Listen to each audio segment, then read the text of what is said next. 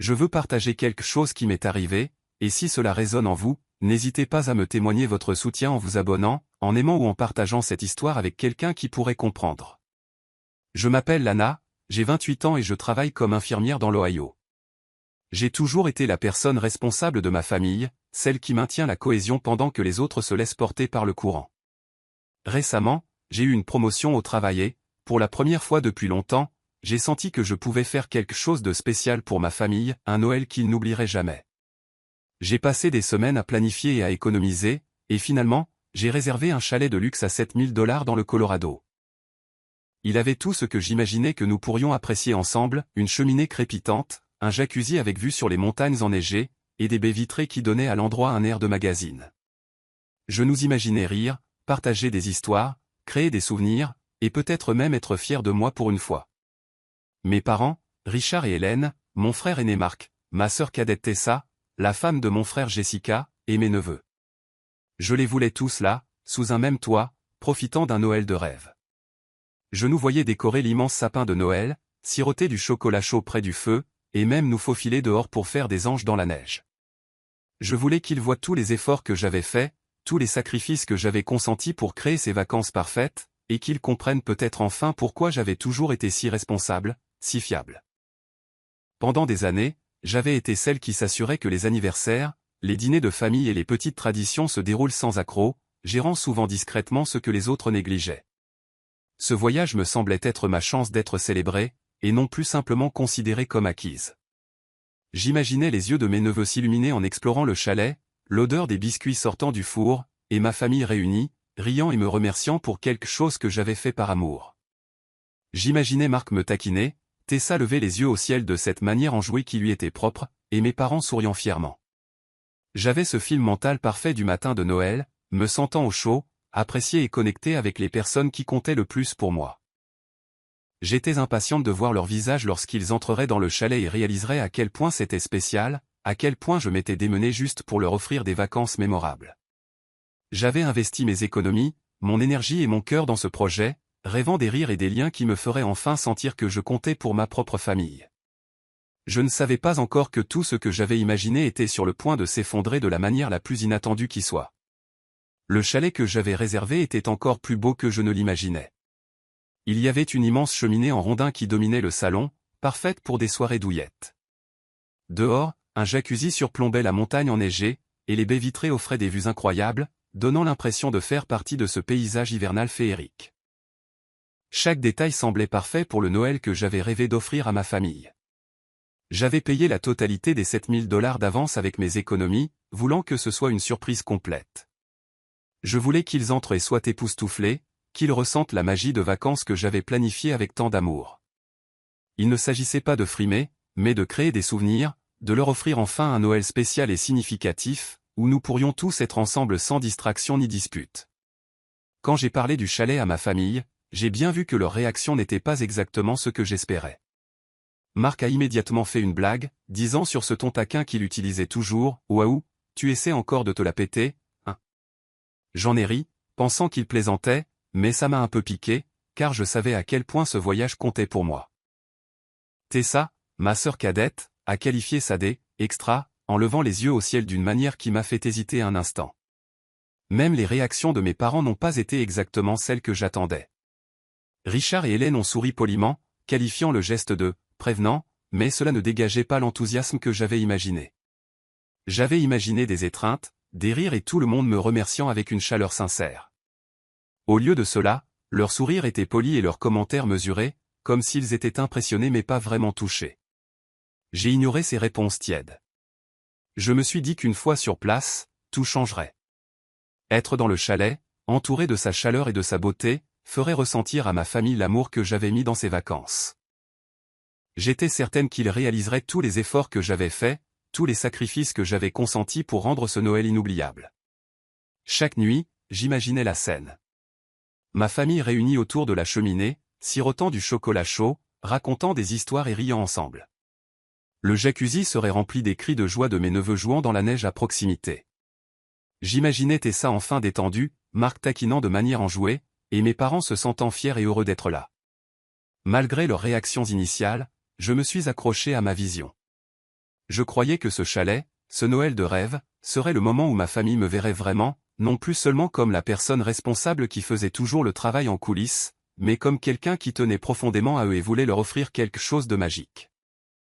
J'étais convaincu qu'une fois qu'ils entreraient, leurs yeux s'illumineraient et ils comprendraient exactement ce que cela signifiait pour moi. Je m'endormais chaque nuit en pensant à ce moment, imaginant la joie sur leur visage et la chaleur dans le chalet, persuadé que les vacances que j'avais planifiées allaient enfin nous réunir tous d'une manière que rien d'autre n'avait jamais réussi à faire. Quelques semaines avant le voyage, j'ai commencé à remarquer de petites choses qui m'ont mise mal à l'aise. Des conversations de groupe par SMS sur le chalet ont commencé à apparaître, des discussions sur qui apporterait la nourriture, les boissons et les cadeaux. Mais étrangement, je n'étais pas incluse dans certains de ces fils de discussion. J'ai d'abord pensé que c'était un oubli, peut-être un problème technique, mais le schéma s'est répété. Chaque fois que j'essayais de participer ou de poser une question, j'obtenais des réponses vagues ou j'étais tout simplement ignoré. Un après-midi, j'étais dans le salon quand j'ai entendu Tessa rire avec Jessica, la femme de Marc. Elles étaient assises sur le canapé, leur téléphone à la main, plaisantant sur le voyage. Tessa a dit quelque chose qui m'a noué l'estomac. Ce voyage va devenir notre tradition familiale. Jessica a ri et a approuvé, et pendant un instant, je suis resté figé, à peine capable de comprendre ce que je venais d'entendre. J'ai ressenti une pointe de quelque chose d'inattendu, de la confusion, de la peine et un sentiment d'être exclu. J'ai essayé de chasser cette pensée et j'ai confronté Tessa gentiment, lui demandant si elle pensait ce que j'avais entendu. Sa réaction m'a prise au dépourvu. Elle a levé les yeux au ciel, a balayé ma question d'un geste de la main et a dit « Tu es trop sensible. » On plaisante, c'est tout. Jessica a renchéri sur le même ton, prétendant que rien de sérieux n'avait été dit. Leurs rires m'ont fait me sentir petite, comme si mes sentiments n'avaient aucune importance. Même si je voulais les croire, un petit nœud d'inquiétude a commencé à grandir dans ma poitrine. Pourquoi plaisantait-elle sur une tradition familiale dont je ne faisais pas partie? Pourquoi m'excluait-elle de conversations qui auraient dû inclure la personne qui avait payé pour le chalet? Je me suis dit que ce n'était rien, que je réfléchissais trop, que ma famille ne me trahirait pas vraiment après tout ce que j'avais fait pour eux. Je voulais leur faire confiance, car pendant des années, j'avais été celle qui maintenait la cohésion, s'assurant que les anniversaires, les fêtes et les réunions se passent bien. Pourtant, plus je remarquais ces petits signes, plus il était difficile d'ignorer le sentiment rampant que quelque chose n'allait pas. Les rires que j'avais imaginés au chalet semblaient moins certains. Au lieu d'attendre avec impatience les moments de complicité familiale, je me suis surprise à hésiter, me demandant si ma présence n'était finalement pas désirée. J'ai refoulé cette pensée, me disant que ce devait être une coïncidence, que les malentendus arrivent, et qu'une fois que nous serions tous ensemble au chalet, tout rentrerait dans l'ordre. Je ne voulais pas croire que ma famille pouvait me traiter ainsi, mais une petite graine de doute avait été plantée. J'ai continué les préparatifs, déterminé à ne pas laisser cela gâcher le Noël que j'avais imaginé. Je me suis remémoré la joie que je voulais créer, en me concentrant sur le chalet, le jacuzzi, la cheminée et la montagne enneigée. Je me suis accroché à l'espoir qu'au moment venu, tout le monde verrait à quel point je tenais à eux, et que ces petits signes n'étaient rien de plus que des plaisanteries sans conséquence. Pourtant, au fond de moi, je ne pouvais me défaire du sentiment lancinant que les choses n'étaient pas aussi simples qu'elles le paraissaient. Quelques jours à peine avant Noël, j'étais assise à ma table de cuisine, emballant des cadeaux et vérifiant l'itinéraire pour le chalet, quand mon téléphone a sonné. C'était ma mère, Hélène. Au début, sa voix semblait normale, mais dès qu'elle a commencé à parler, j'ai remarqué une étrange hésitation, presque un ton d'excuse que je n'avais jamais entendu.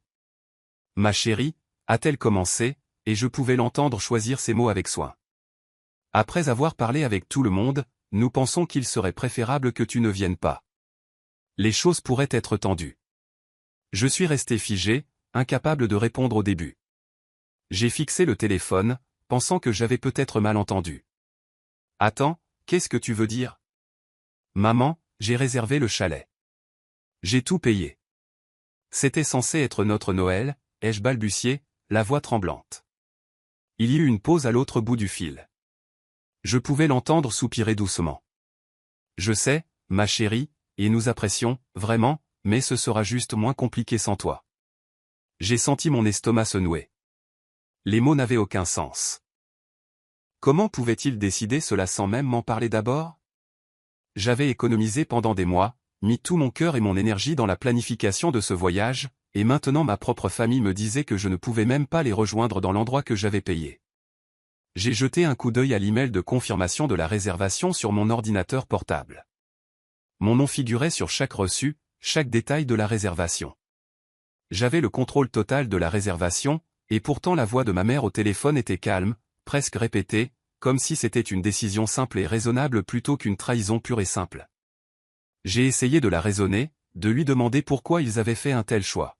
« Maman, on peut arranger ça. Je veux juste qu'on soit ensemble pour Noël, » ai-je dit, en essayant de garder ma voix stable. Hélène a hésité. « C'est déjà décidé, Lana. Nous pensons juste que c'est mieux pour tout le monde si tu ne viens pas. Je suis désolé. » Ces mots m'ont frappé plus durement que je ne l'aurais cru. Mon père est resté silencieux tout le temps, pas un seul mot pour me défendre. C'était comme si ma présence n'était pas seulement indésirable, mais activement gênante. Je n'arrivais pas à croire ce que j'entendais. Il ne se contentait pas de m'ignorer, il me bannissait littéralement du chalet pour lequel j'avais dépensé des milliers de dollars, un endroit où j'avais imaginé faire la fête avec les gens que j'aime. J'ai raccroché le téléphone, fixant le mur avec incrédulité. Mon cœur était lourd, un mélange de peine, de colère et de confusion tourbillonnant ensemble. Tout ce que j'avais prévu, tout ce que j'avais espéré, semblait s'effondrer en cette seule conversation. Je n'arrivais pas à comprendre que ma famille puisse me rejeter si facilement, qu'elle puisse m'effacer des vacances que j'avais créées pour eux.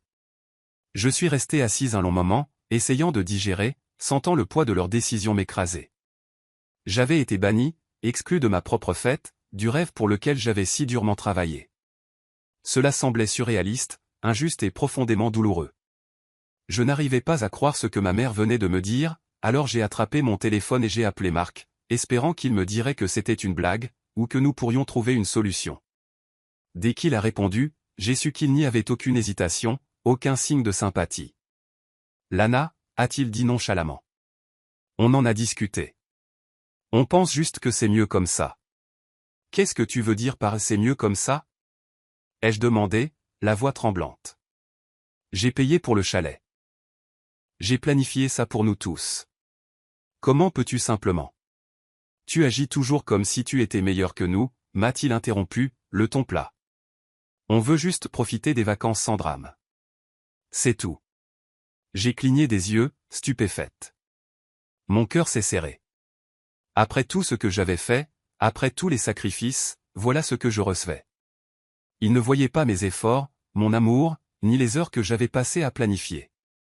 Pour lui, j'étais un problème, une complication, pas une membre de la famille. Avant que je puisse répondre, la voix de Tessa est intervenue sur le haut-parleur, dégoulinante de moquerie. « Peut-être que la prochaine fois, n'essaie pas d'acheter l'amour, » a-t-elle dit. Ces mots étaient comme de la glace, anéantissant tout espoir qu'il me restait que ma famille me voie comme plus que l'argent que je dépensais ou le travail que je faisais pour que tout fonctionne bien. J'ai regardé le téléphone avec incrédulité, cherchant un signe que quelqu'un me défendrait. Mais mes parents étaient silencieux, laissant faire sans un mot. Hélène a finalement pris la parole, sa voix calme mais ferme. « C'est déjà décidé, Lana. Il n'y a plus rien à discuter. » J'ai senti une vague de trahison m'envahir.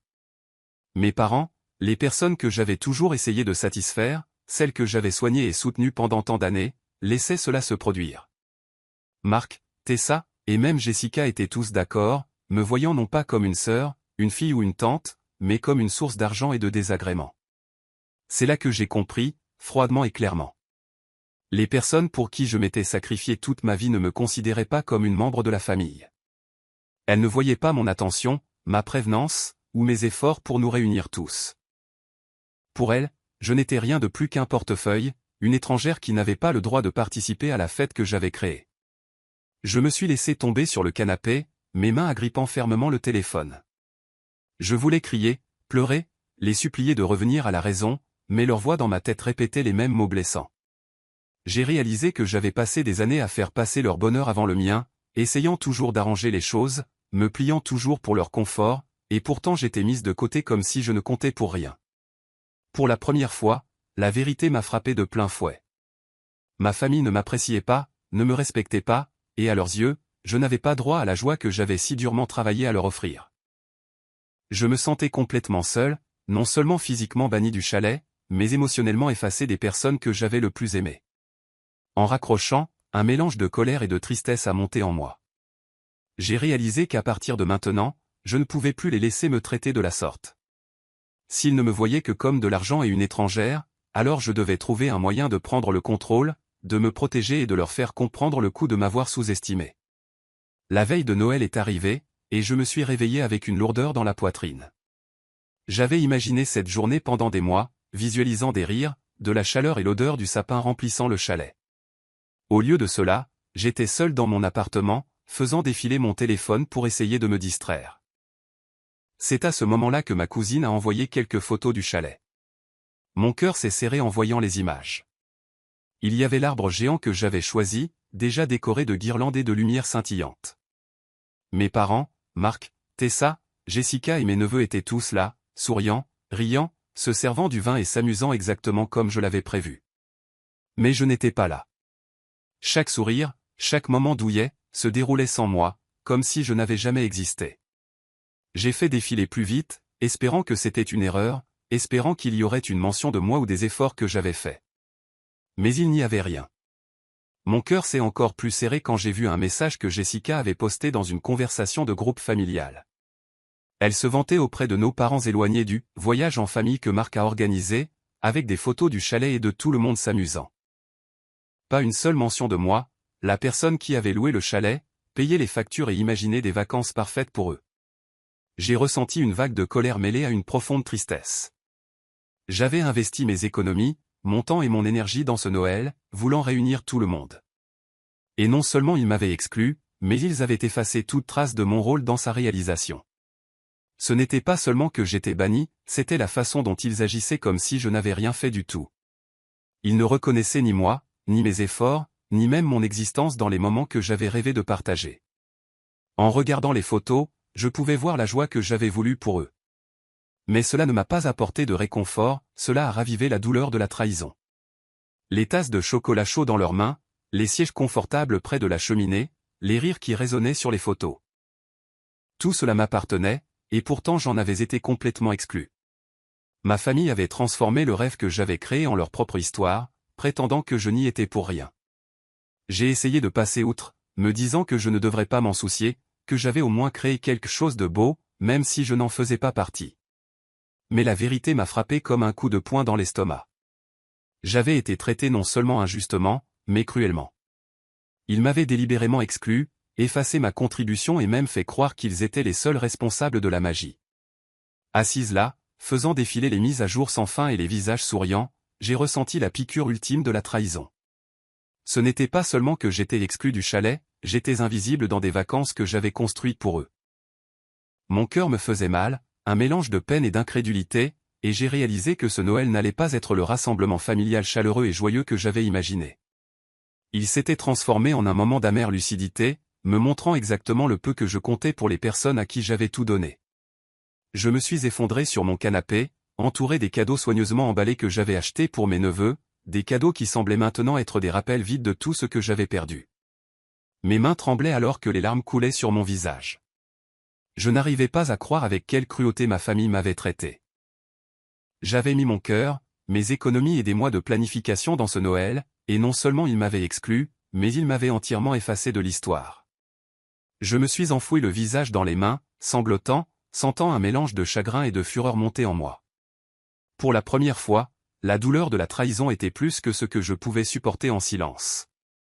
Les images du chalet, les photos et les messages que j'avais vus via les publications de ma cousine, tournaient en boucle dans mon esprit, chaque image me poignardant avec le rappel que j'avais été traité comme si je n'avais aucune importance. Au bout d'un moment, mes larmes se sont calmées, et une colère sourde a pris le dessus. J'ai essuyé mon visage et j'ai regardé autour de moi dans l'appartement, remarquant les cadeaux non ouverts et la pièce silencieuse et vide. Je devais réfléchir, trouver un moyen de reprendre le contrôle de la situation. Mes yeux se sont posés sur le dossier que j'avais rangé il y a des mois, le contrat de location du chalet et les reçus. Mes mains tremblaient en l'ouvrant, sortant chaque feuille de papier, parcourant attentivement les détails. Et puis, ça m'a frappé, la réservation était uniquement à mon nom. Chaque reçu, chaque accord, chaque autorisation d'accès était à mon nom. J'avais le contrôle juridique total de la propriété pendant toute la période de location.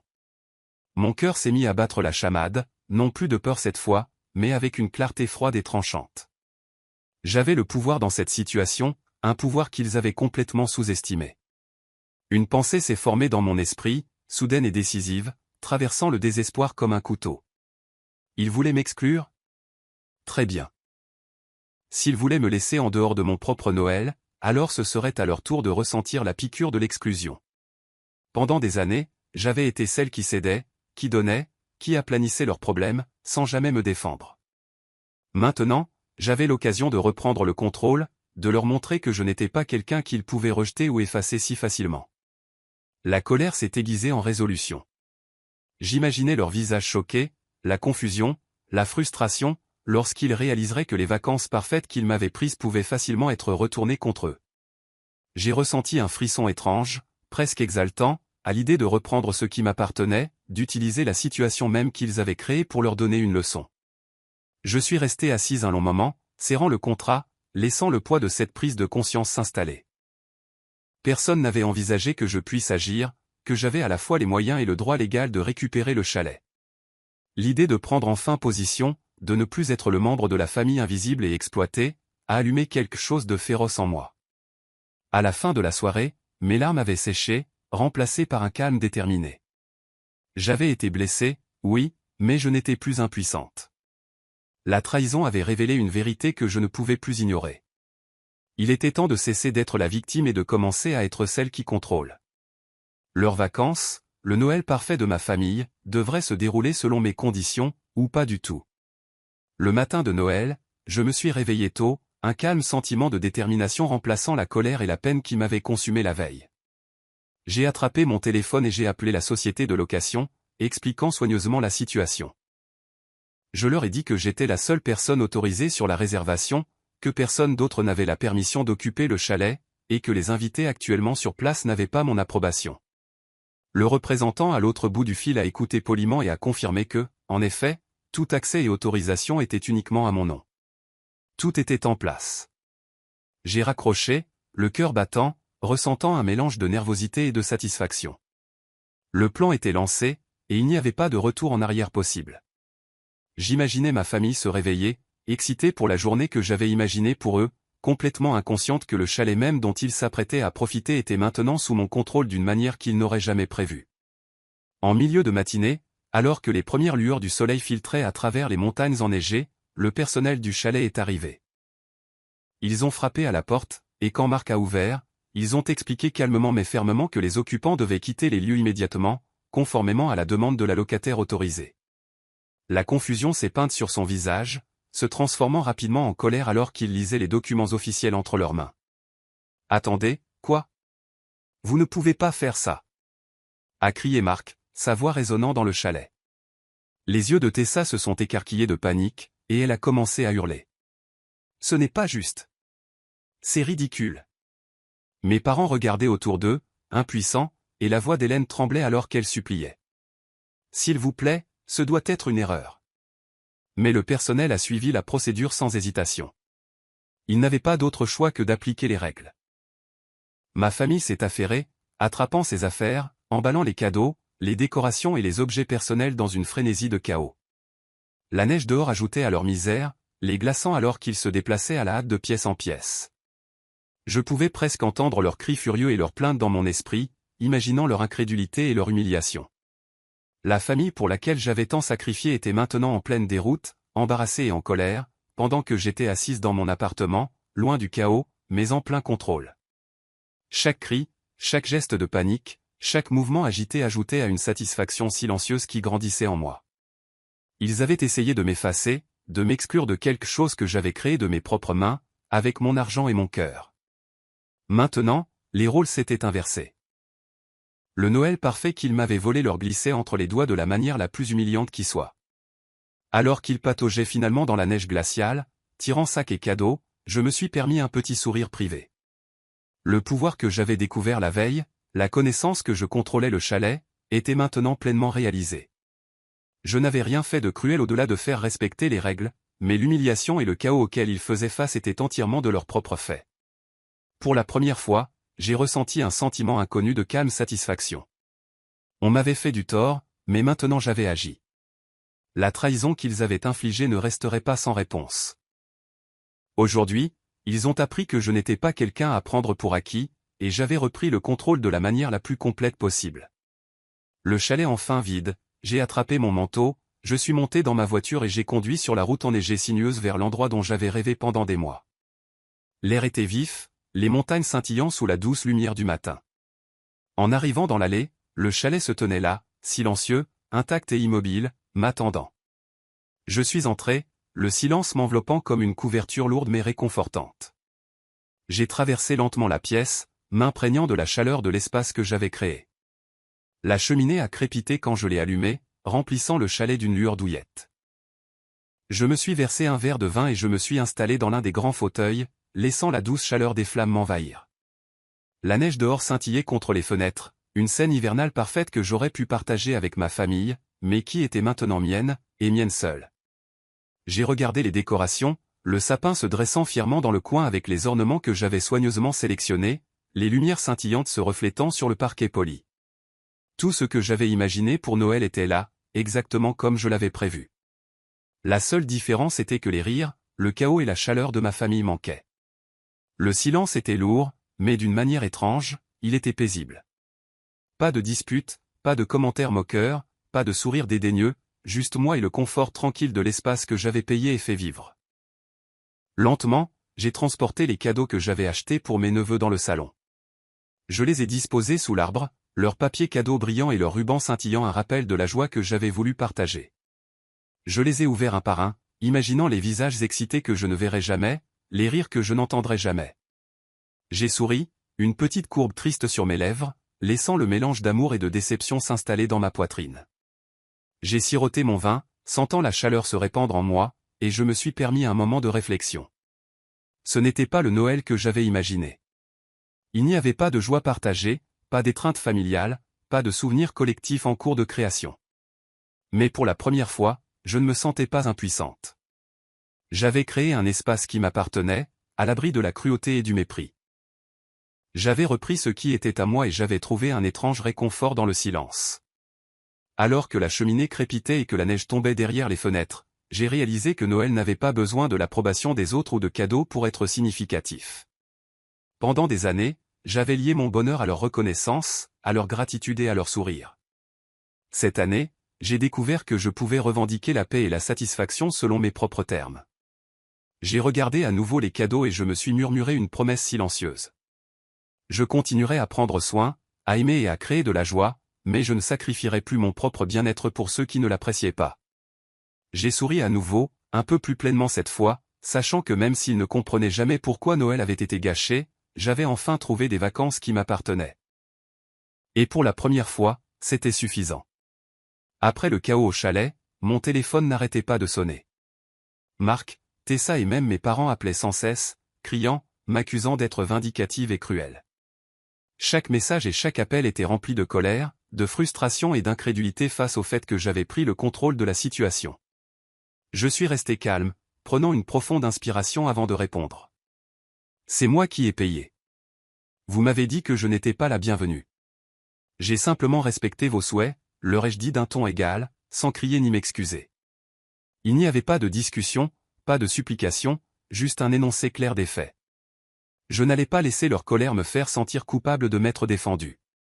Au fil des heures, les appels ont continué, mais j'ai cessé de répondre à la plupart d'entre eux. À la place, je me suis concentré sur le silence, la chaleur du chalet et la paix que je ressentais enfin. Leur frustration n'avait plus de pouvoir sur moi. Pendant des années, j'avais laissé leurs opinions, leurs rejets et leurs insultes définir ma valeur. Maintenant, je réalisais que leur colère n'était que du bruit, un bruit que je pouvais ignorer parce que j'avais agi de manière juste et raisonnable. J'ai aussi remarqué un soutien subtil venant d'autres parents. Certains qui avaient observé silencieusement tout ce qui se passait ont commencé à m'envoyer des messages privés, murmurant leur admiration pour moi. Ils reconnaissaient le courage qu'il fallait pour enfin se défendre, pour refuser d'être traité comme un moins que rien, et pour reprendre le contrôle de quelque chose qui m'avait été injustement enlevé. Ces petits gestes m'ont rappelé que tout le monde ne se rangeait pas du côté de la cruauté, et que mes actions avaient un sens au-delà du drame familial immédiat. La rupture avec ma famille proche est devenue permanente. Les invitations ont cessé, les appels sont restés sans réponse, et il n'y a eu aucune tentative de réconciliation. Bien que cela fasse mal, j'ai réalisé que les perdre valait mieux que de me perdre moi-même. Je ne ressentais plus le besoin d'être le paillasson de la famille, celle qui se sacrifiait en silence et tolérait les mauvais traitements. J'avais tracé une limite, et je n'allais pas revenir en arrière. Pour la première fois, j'ai ressenti un respect de moi-même que je ne m'étais pas permis depuis des années. La trahison avait été douloureuse, mais elle m'avait aussi appris une leçon importante. Mon bonheur et ma dignité comptaient plus que d'essayer de plaire à des gens qui ne m'estimaient pas. J'ai terminé cette histoire en sachant que je m'étais enfin défendu, que j'avais récupéré les vacances qui m'avaient été volées, et que je ne laisserais plus jamais personne me rejeter aussi facilement. Les perdre faisait mal, oui, mais cela m'a aussi libéré, et cette liberté était plus précieuse que l'approbation ou la présence de personnes qui avaient montré qu'elles ne tenaient pas vraiment à moi.